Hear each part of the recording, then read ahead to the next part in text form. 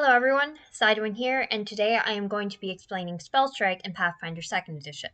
Spellstrike is the main feature of the Magus class in Pathfinder. It takes two actions and counts as a weapon attack and a spell attack.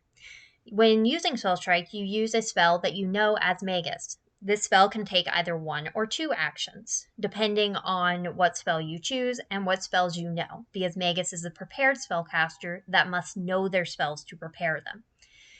In addition, Spellstrike uses either Strength or Dexterity.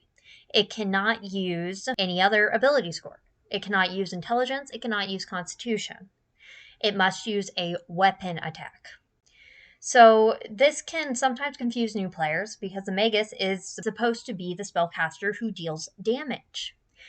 It functions more like a martial.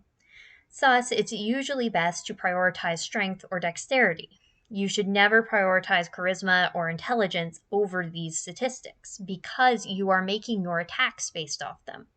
And the point of the Magus is to make attacks and deal damage.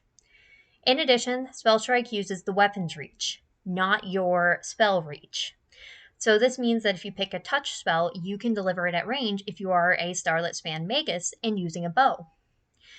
This also means that if you pick a long-range spell with 30 feet of range and you're using a 5-foot range sword, you can only attack within 5 feet of you. So that's one square. This applies regardless of what the spell. It also applies for whatever weapon. In addition, Spellstrike targets one creature. Splash damage from the spell can still affect other creatures. However, the actual spell attack is only versus one creature. Additional effects do still trigger, so if the spell you're using forces a save, you still force a save. In addition, saves are only forced whenever the Spellstrike hits. The last important thing to know about Spellstrike is that it requires an action to recharge. This can either be a one-action conflict spell or just spending one action to recharge. This is not paired with any other action. So this can cause a turn order change as opposed to other martials, because most other martials attack twice a turn. The Magus only ever attacks once a turn, normally. It's usually best to try and Spellstrike, because that's what's unique about Magus.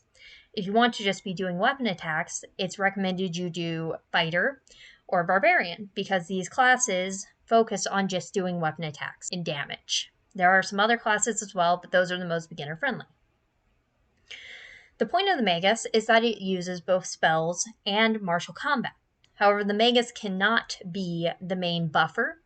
It cannot be the main healer. There are no healing spells on the arcane list. That is all for today. I will see you in the future.